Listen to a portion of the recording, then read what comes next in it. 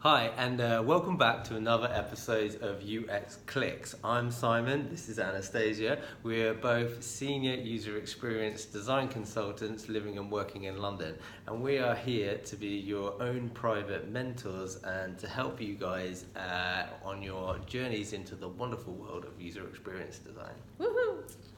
And so today we've come together to talk about a fairly important subject and something we've had some first-hand experience on, and that is why picking a responsive UX portfolio is not quite enough.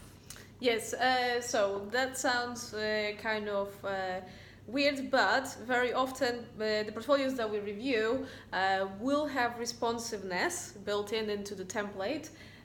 But it's once we look at them, it becomes apparent that the owners of the portfolio haven't spent a lot of time looking at the version that people see when they look at their portfolio on their mobile. And we don't have to remind you that from 2012, internet runs on mobile rather than on desktop. Mm-hmm. So it's really, really important not just to have a responsive portfolio, but also making sure that that responsiveness works correctly. Mm-hmm. Yeah.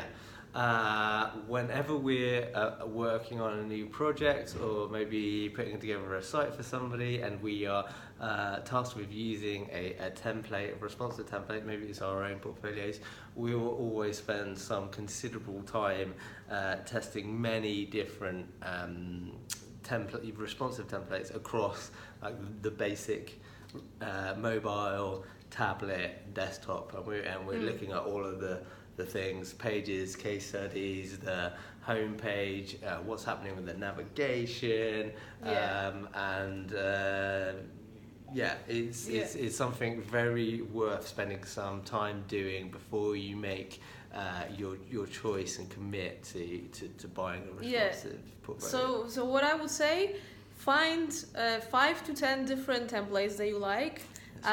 Then test them out on those at least 3 devices. So like Simon said, mobile, tablet and desktop. Just make sure the navigation works, because we had it so navigation didn't work even for paid templates. Yep. Check that the buttons work, so images stretch nicely so that they don't become too small or too big. The copy doesn't become illegible on your mobile version. Things like that. So just see, try to even use a testing maybe on the mobile or tablet of your portfolio that you haven't yet created, but you can just quickly check and gauge whether everything is working the way users would expect. So that's pretty much it. We just wanted to answer it. Just one more thing on you mentioned about if there's a problem and something's not working, we had that. It's actually a great opportunity to test the provider. So you can kind of email them as we did and said, look, there's an issue with this, it's not working in, I think maybe there's a browser, tablet. So give them the details and then immediately they were like, oh, it's already been fixed, we just didn't update it here, or we are going to fix it and it has been updated. So that's a great way to know that you want to pay those guys. Yeah, because they're going to continue to look after you. And then one final last thing I just wanted to say was inevitably there's always going to be some compromise, because you're not designing this yourself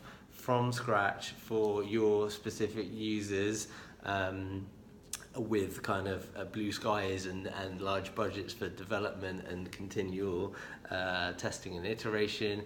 You're kind of using a template because it gets you to the market quick. So there's always some compromises, but you just want to check as many you can, reference, you said like 10, 20 portfolios, check them all and then get those kind of compromises down to as minimal as possible. Because there are some great portfolios out there. Exactly. So thanks so much for watching. Comment below, please subscribe to our channel and ask questions. We love making those videos, and we'll see you next time. Thanks guys.